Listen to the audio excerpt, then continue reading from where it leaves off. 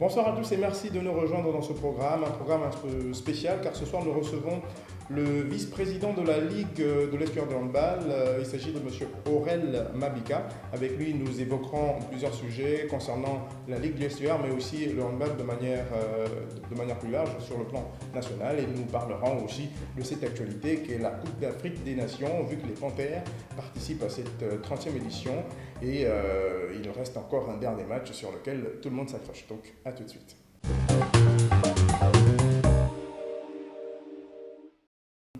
En parlant de conditions, justement, quelles sont ces conditions pour pouvoir...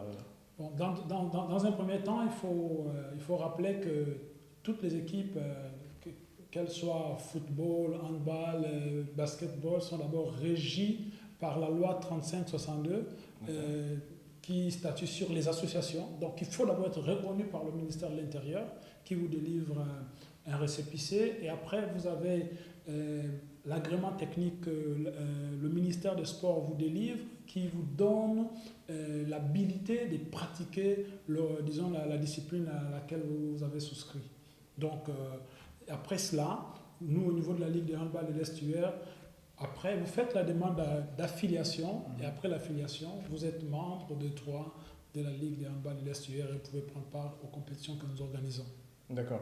Et je suppose que la JAC prendra part déjà aux prochaines compétitions. Oui, déjà elle s'est engagée, elle s'est affiliée d'abord, elle s'est engagée pour les prochaines compétitions. Ce qu'il faut déjà dire, c'est que ces clubs n'a pas seulement une seule catégorie. Donc, parce que généralement la catégorie phare, ce sont les seniors, mais elle a également les catégories juniors, donc on va dire les catégories inférieures et les cadets qui sont en vue. Donc, ces clubs vont participer à toutes les compétitions dans toutes les catégories que la Ligue de handball organisera cette année. D'accord. Alors on a pu durant quelques reportages que nous avons fait sur le club, voir quelques anciennes filles de Ntchoréré. Comment s'est passé le transfert? Bon, disons que, encore que c'est pas mauvais que les filles de Ntchoréré soient au niveau de la JAC parce qu'il y a un principe de mutation, donc de recrutement.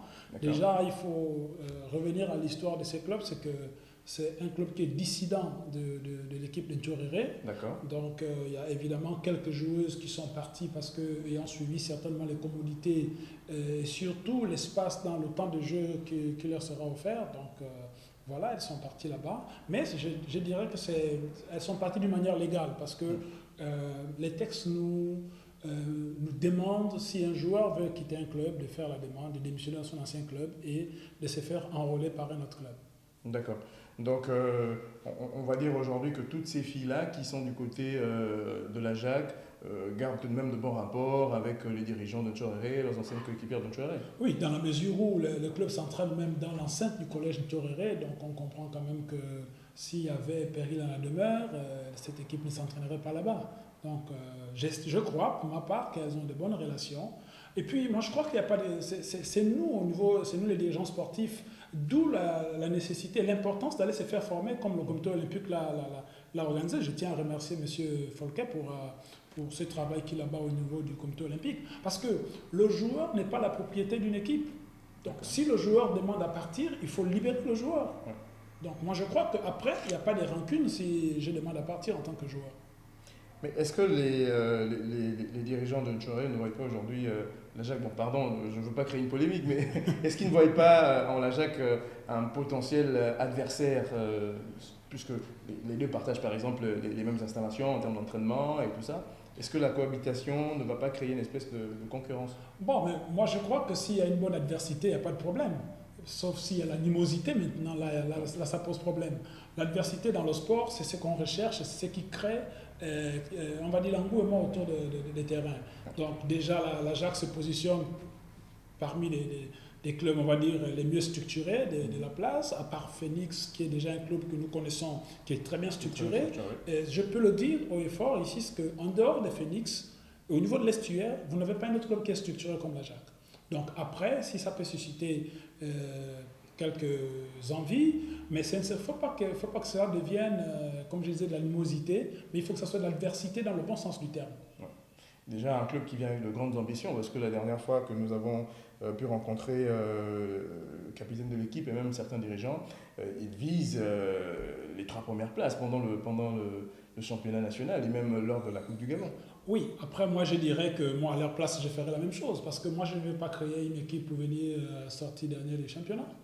Donc on se donne les moyens. Vous savez, le handball a un problème aujourd'hui, c'est que je peux dire 2 problèmes bien identifiés. C'est un problème d'abord organisationnel en termes, disons, au niveau des clubs, donc c'est vraiment un problème structurel. Les clubs ne sont pas bien structurés, les clubs manquent de moyens. Après, il y a un problème infrastructurel. Donc ça veut dire qu'aujourd'hui, il y a des équipes qui ont du mal à s'entraîner parce qu'on n'a pas des infrastructures. Donc après, ces clubs-là ne peuvent pas avoir des ambitions parce que pour une équipe de première division, on ne peut pas s'entraîner 3 fois dans la semaine. On n'a pas de bons résultats à la fin. Donc voilà un peu le problème. Je crois que beaucoup de dirigeants ne veulent pas s'afficher en disant moi je vais être premier, je vais être ceci, parce qu'ils se disent mon temps d'entraînement est réduit, j'ai un effectif. Et l'autre problème qu'il faut soulever, c'est qu'il manque réellement des joueurs au niveau féminin. Donc le handball féminin aujourd'hui, on va dire, a du mal à sortir de sa léthargie. Justement, j'allais évoquer ce sujet. Pourquoi on dénote ce manque d'éléments dans le football féminin? Pourtant, dans nos lycées et collèges, on peut trouver beaucoup de joueuses avec du talent. Oui, là encore, je ne crois pas pouvoir donner ici une réponse, on va dire,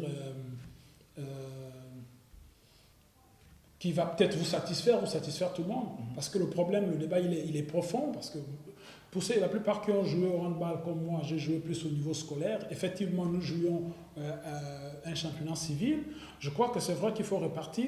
Mais aujourd'hui, avec, on va dire, le professionnalisme du football, c'est devenu une industrie. Donc, toutes les personnes veulent aller là où il y a plus de moyens.